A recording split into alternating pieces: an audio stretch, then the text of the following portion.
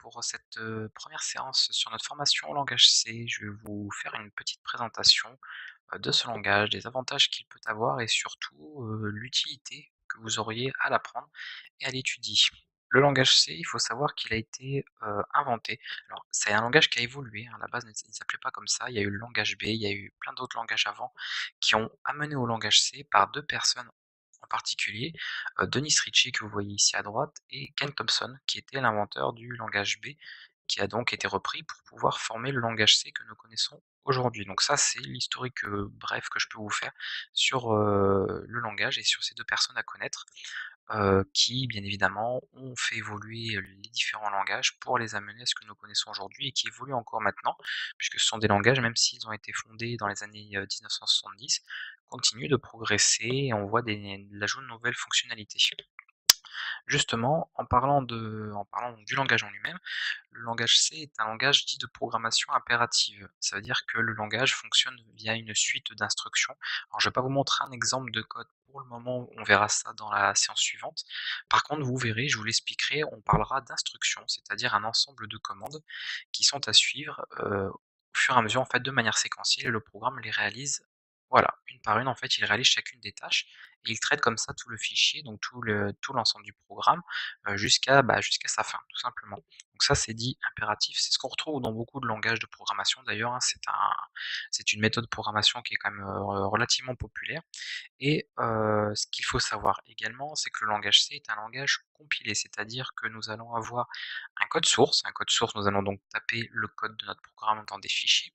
Nous allons ensuite utiliser un outil, ce qu'on appelle le compilateur. Je ne vais pas détailler, le compilateur en lui-même, c'est pas le sujet de ce genre de formation. Si vous voulez en savoir plus sur toutes les méthodes de compilation et cetera, je vous invite éventuellement à, voir ma formation sur le hacking. Là, je parle beaucoup plus en détail déjà des, étapes de compilation, exactement et en plus avec le langage C, puisque c'est un langage que vous pourrez retrouver dans cette formation également. Donc petite parenthèse faite, c'est un langage compilé, c'est-à-dire que la machine, si vous le savez ou non, mais peu importe, ne comprend que le langage binaire, donc qui est constitué de 0 et de 1 par rapport justement, à son fonctionnement d'origine et le langage que nous allons évidemment utiliser pour programmer n'est pas composé de 0 et de 1, sinon ce serait parfaitement illisible, parfaitement compliqué également.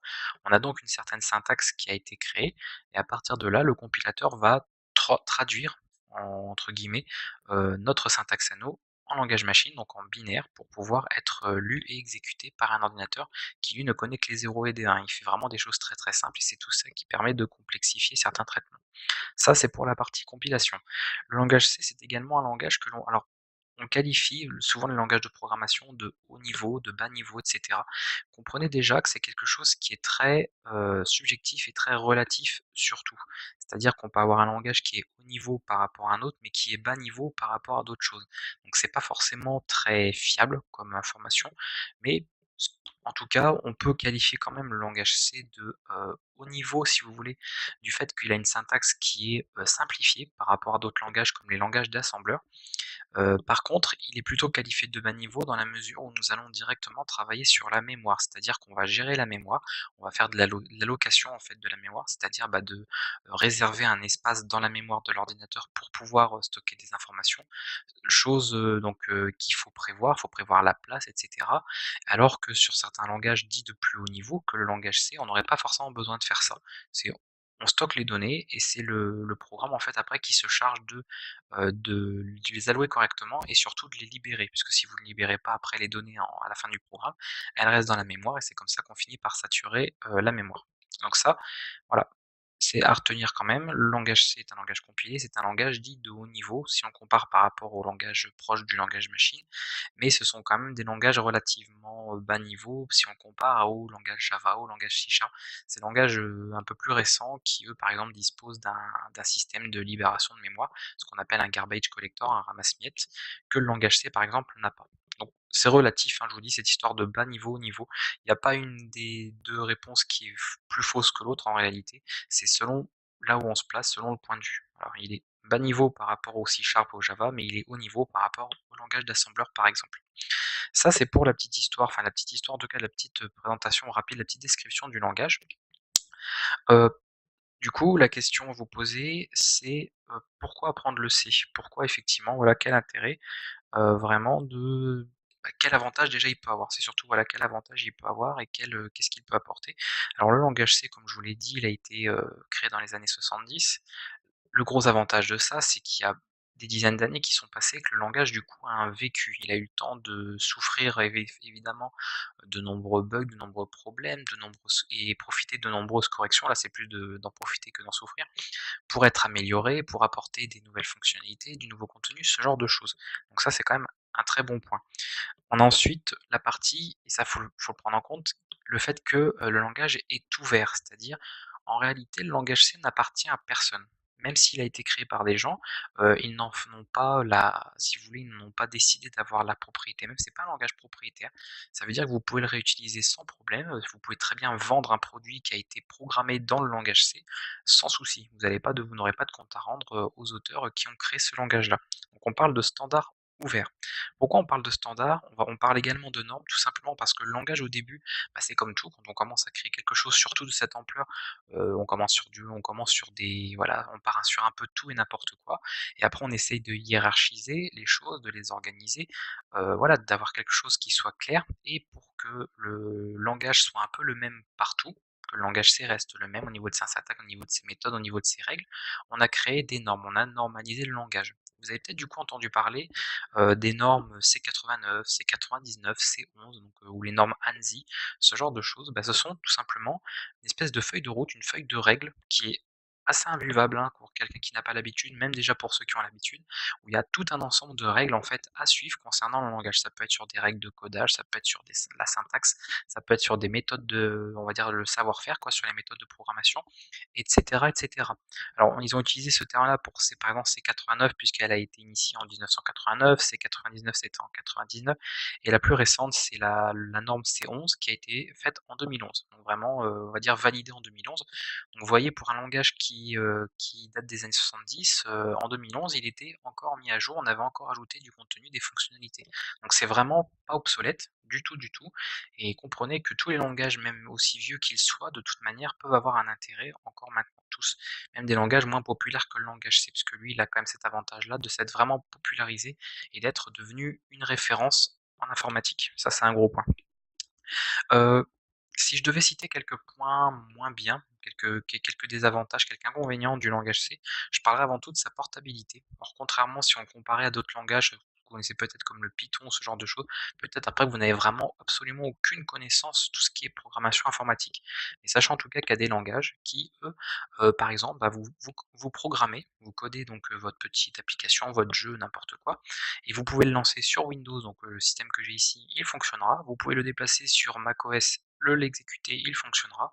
Déplacer sur une distribution GNU Linux, il fonctionnera aussi. Donc ça, c'est l'avantage, c'est portable. On a juste à récupérer le programme, on le lance, point, c'est terminé. Le C ne permet pas de faire ça. Le code est effectivement le même, sauf quelques exceptions, hein, avec des bibliothèques très particulières, mais le code, grâce au standard, il est le même que vous soyez sur Windows ou Linux pour afficher quelque chose à l'écran. On fera pareil, peu importe le système. Ça, c'est à retenir parce que j'ai eu ce genre, et je pourrais avoir ce genre de remarques en fait. Si la syntaxe en fait est la même, par exemple, selon notre OS, oui, pour afficher du texte, c'est la même. Pour stocker des informations, vous verrez qu'on aura la même syntaxe, peu importe que vous soyez sur Windows ou Linux d'ailleurs. Donc, du coup, il manque quand même cette portabilité qui fait que quand on va compiler, quand le compilateur va faire la version binaire du programme, cette version binaire, elle, ne fonctionnera que sur le système sur lequel vous avez compilé. Ce qu'il ne s'agit pas, après il y a des méthodes comme ce qu'on appelle de la cross-compilation qui permet de compiler pour un autre support.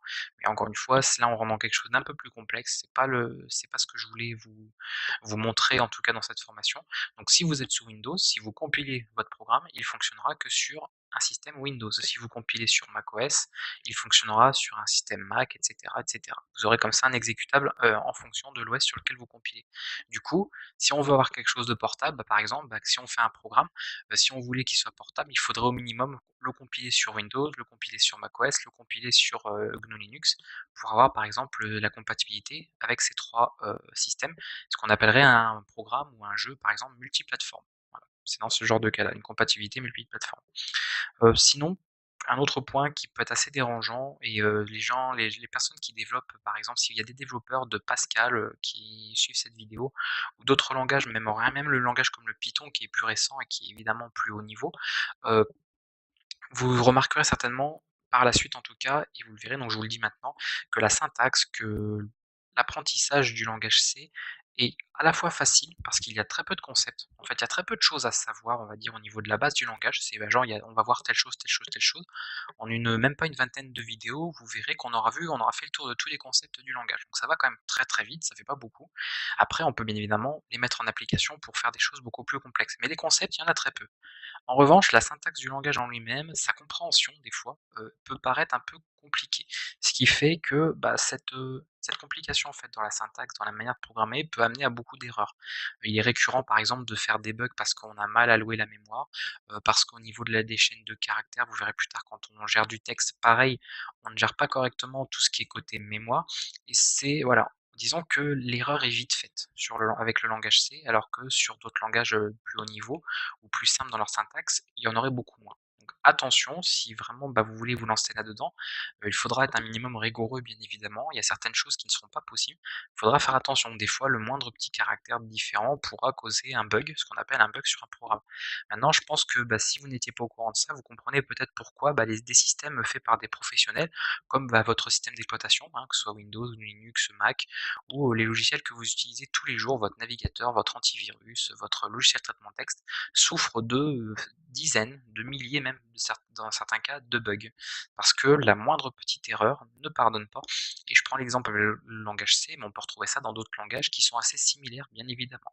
C'est vraiment difficile de produire, voire même impossible de toute manière, de produire un programme 100% parfait qui n'a aucun bug, aucune erreur et qui soit fonctionnel partout. Parce qu'après, il y a l'histoire de matériel, il faut que que ça gère en compte, que ça prenne en compte, pardon, bah, tout ce qui est, fait dans le programme, que le système le supporte et cetera. Donc, il y a énormément de facteurs qui peuvent faire que, bah, le programme au final chez vous ne fonctionne pas bien et qui pourrait très bien fonctionner chez un autre ou alors qu'il dispose d'un petit bug qui, vient complètement casser son fonctionnement. Ça peut aller très, très vite. Donc vraiment ce point est à prendre en compte, comme éventuellement un inconvénient du langage C, c'est, heu, il rend plus facile, les erreurs. Le fait de faire les erreurs, on a plus, voilà, plus tendance à faire des erreurs dans ce langage-là que dans un autre.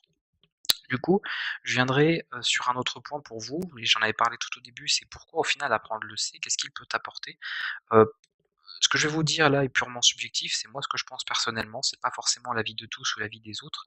Heu, Déjà, il faut savoir que c'est un langage, si vous voulez, qui, comme je vous l'ai dit, qui date. Il a pas mal d'années derrière lui, donc forcément, il est devenu très populaire.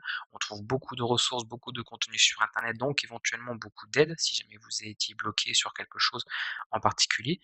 Il est forcément, inclus dans tous les appareils électroniques que vous pouvez trouver. En général, quand un constructeur sort un appareil, il s'arrange pour que vous puissiez programmer, en tout cas que le langage C soit compatible dessus. C'est pour ça que, à l'heure actuelle, si je prends cette année 2016, le langage C est très utilisé par exemple dans les systèmes embarqués. Si vous avez un drone, si vous connaissez en tout cas même ne serait-ce voilà, que connaître les systèmes de drones ou les petits robots, tout dans la robotique, dans tout ça, dans la domotique, dans les frigos, maintenant on retrouve ça dans les télés, dans n'importe quel appareil comme ça qui sont un petit peu intelligents, ce qu'on appelle des appareils intelligents, vous voyez qu'ils fonctionnent avec des programmes, voilà, ils deviennent de plus en plus sophistiqués. Et bien, dans 95% des cas, peut-être même plus, ces petits systèmes sont programmés en langage C. C'est un langage, je vous le dis, qui est vraiment un standard, qui est devenu une référence un peu partout et qui nous entoure. On est vraiment entouré de programmes, de systèmes qui fonctionnent via ce langage-là. Donc ce serait, je pense en tout cas, dommage de passer à côté de ça. Si vous vous intéressez à la programmation, que vous êtes curieux ou vous voulez apprendre quelque chose, je pense que, bah, de faire de la programmation et n'avoir jamais fait de C, c'est dommage. C'est dommage de passer à côté de ça, ça me paraît utile. Et en plus, c'est utilisé, voilà, on l'utilise dans les systèmes embarqués, mais on l'utilise également en programmation système quand il s'agit de faire de la programmation, sur les systèmes d'exploitation, sur du serveur et cetera. On programme beaucoup en C. On peut le retrouver dans des jeux vidéo. Il y a des jeux vidéo qui sont également faits via ce langage-là. On n'a pas que les langages dont on peut entendre parler, comme le C++ ou le C# par exemple. On a également des jeux qui sont faits en C. On a des applications en temps réel puisque le langage C est quand même, je vous ai dit, avec des concepts il a très peu de concepts, donc qui se met rapidement en place, ce qui fait qu'il y a beaucoup d'applications en temps réel qui utilisent ce langage-là. On a des bibliothèques également, qui permettent par exemple de faciliter le travail des développeurs. En fait, vous avez des fonctionnalités toutes faites et un développeur peut sans problème les réutiliser à son tour dans son propre programme. Il faut comprendre, voilà, que quand ce que vous pourrez programmer pourra être, fait sous forme de package en fait et proposé aux autres développeurs qui peuvent s'en servir comme un outil. Donc c'est un peu infini, c'est à partir de rien, vous pouvez avoir, quelque chose qui peut être utilisé par quelqu'un d'autre, qui produira autre chose et ainsi de suite. C'est une réaction en chaîne et on arrive comme ça à créer des communautés de développeurs qui peuvent se partager un petit peu tout leur savoir-faire et tout leur travail. Et ça, c'est je pense une branche qui est très, très intéressante et qui devrait être suffisante pour vous donner envie en tout cas de vous lancer dans l'aventure. Voilà. Je voulais terminer cette petite, vidéo d'introduction avec, quelques exemples. J'ai pris que 2 exemples parce qu'il pourrait y en avoir plein, plein, plein, mais j'ai pris 2 gros exemples de projets qui sont faits en majorité avec le langage C. Donc, je voulais parler notamment du kernel, donc du noyau Linux. Si vous connaissez ce système d'exploitation, bah, le noyau est fait principalement en C, pas seulement, mais une grosse partie de ce noyau est fait dans ce langage. Donc, hein, si vous connaissez, vous savez très bien qu'il y a une grande, grande fiabilité dans ce noyau-là. C'est pas du petit projet, c'est pas quelque chose qui est devenu obsolète, bien au contraire, c'est en train de, bah, plus les années passent et puis plus de gens s'intéressent à des systèmes alternatifs. Avant, on vivait toujours beaucoup dans Windows, Windows, Windows. Il y a eu Mac qui s'est imposé très rapidement sur le marché. Et il y a de plus en plus de gens qui s'intéressent aux solutions open source, aux solutions pas équivalentes, mais aux solutions, on va dire, alternatives. Donc, si vous ne connaissez pas, vous pourrez vous renseigner un petit peu là-dessus. Je propose une formation GNU Linux sur la chaîne aussi. Donc voilà, vous pourrez retrouver comme ça pas mal de petites choses le concernant. Et il y a également, parce que je parlais de bibliothèque, la SDL. On le verra dans notre formation. C'est une bibliothèque que nous utiliserons. Donc, vous voyez, c'est pas moi ou c'est pas vous qui aurez créé ce code. On utilisera un code qui a déjà été fait, celui de la SDL qui permet par exemple de manipuler des images. On l'utilise notamment pour faire des jeux vidéo en 2D ou pour gérer du son. On peut gérer des manettes, on peut gérer le clavier et la souris. Bref, on peut faire pas mal de petites choses, hein. Donc ça, c'est une bibliothèque que je vous apprendrai à utiliser au cours de cette formation. On pourra faire des petits jeux vidéo, on pourra faire, je vous dis, des petites manipulations d'images, pas mal de petites choses comme ça. Donc voilà 2 gros projets dont on parle assez activement. Il y en a plein d'autres, hein, c'est parce que j'avais pas spécialement envie de faire un listing, hein, exhaustif là-dessus. Mais ça, c'est 2 projets en tout cas qui sont bien parlants, qui sont tout à fait d'actualité, qui sont utilisés, tous les jours et bien encore maintenant et qui seront encore utilisés dans 20 ans sans aucun doute. Voilà, vous avez comme ça quelques petits exemples et moi ça permet comme ça de terminer un petit peu avec cette première séance. J'espère que cette petite intro vous a plu. Alors c'était pas très il s'est pas passé énormément de choses. J'ai surtout parlé, je vous ai présenté pas mal de petites choses, on n'a pas encore vu de code. Dans la prochaine séance, je vous apprendrai bien évidemment à, compiler votre premier programme. Donc par rapport je vous expliquerai bien évidemment quoi faire pour installer les bons outils, les bons programmes et cetera, pour pouvoir travailler dans de bonnes conditions. On se retrouve à très bientôt, dans une prochaine vidéo.